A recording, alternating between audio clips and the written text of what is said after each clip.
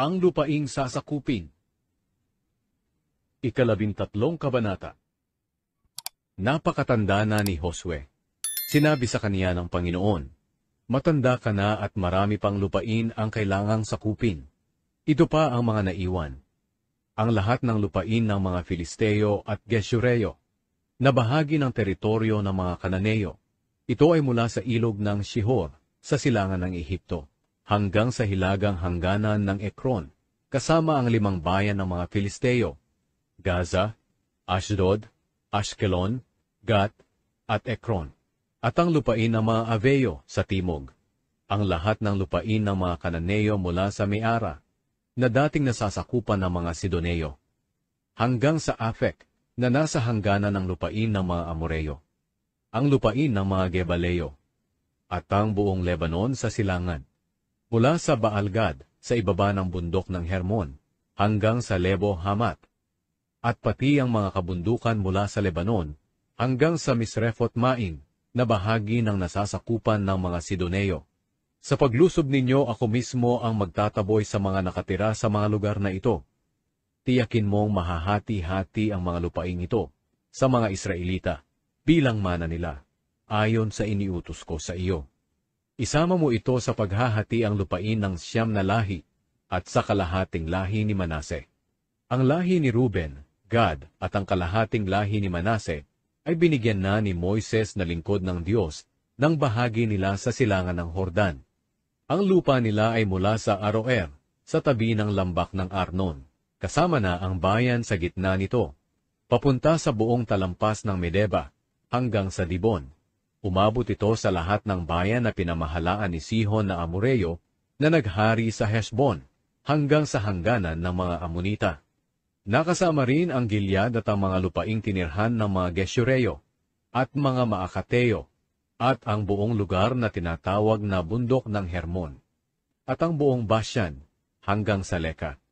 Nakasama rin ang kaharian ni Og na naghari sa Ashtaroth at sa Edrei. Si Og ay isa sa mga naiwang Refaimeo.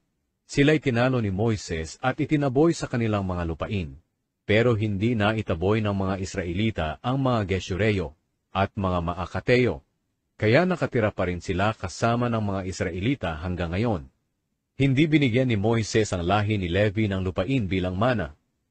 Ang matatanggap nila ay ang bahagi ng mga handog sa pamamagitan ng apoy na para sa Panginoon, ang Diyos ng Israel, ayon sa sinabi niya kay Moises.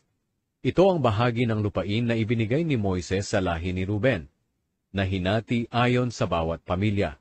Ang nasasakupan nila ay mula sa Aroer, na nasa tabi ng lambak ng Arnon, kasama na ang bayan sa gitna nito, hanggang sa buong talampas ng Medeba. Nakasama rin ang Heshbon at ang lahat ng bayan nito sa talampas, ang Dibon, Bamot Baal, Bet Baal Meon, Jahash, Kedemot, Mefaat, Kiryataim, Sibma, Zeret Shahar na nasa burol sa gitna ng lambak, Bet Peor, ang libis ng Pisga, Bet Heshimot, at ang lahat ng bayan sa buong talampas, at ang lahat ng lugar na sakop ng hari ng Amoreo na si Haring Sihon ng Heshbon. Tinalo siya ni Moises pati ang mga pinuno ng Midian na sina Evi, Rekem, Zur, Hur at Reba. Lahat sila ay naghari sa mga lupain nila sa ilalim ng pamamahala ni Haring Sihon. Kasama sa mga pinatay ng mga Israelita si Balaam na manghuhula na anak ni Beor. Ang ilog ng Hordan ay ang hangganan ng lahi ni Ruben. Ito nga ang mga bayan at baryo na ibinigay sa lahi ni Ruben na hinati sa bawat sambahayan. Ito naman ang bahagi ng lupain na ibinigay ni Moises sa lahi ni Gad, na hinati ayon sa bawat sambahayan, ang Hazer at ang lahat ng bayan ng Gilead, at ang kalahati ng lupain ng mga Amonita hanggang sa Aroer malapit sa Raba. Nakasama rin ang mga lupain mula sa Hesbon hanggang sa Ramat Mizpa at Betomin, at mula sa Mahanaim hanggang sa hangganan ng Lodebar. Ang lupaing natanggap nila sa lambak ng Hordan ay ang Bet Haram, Bet Nimra, Sukot, Zafon, at ang nalalabi sa kaharian ni Haring Sihon ng Hesbon. Ang hangganan sa kanduran ay ang ilog ng Hordan hanggang sa lawa ng Galilea. Ito ang mga bayan at baryo na ibinigay sa lahi ni Gad, na hinati ayon sa bawat sambahayan.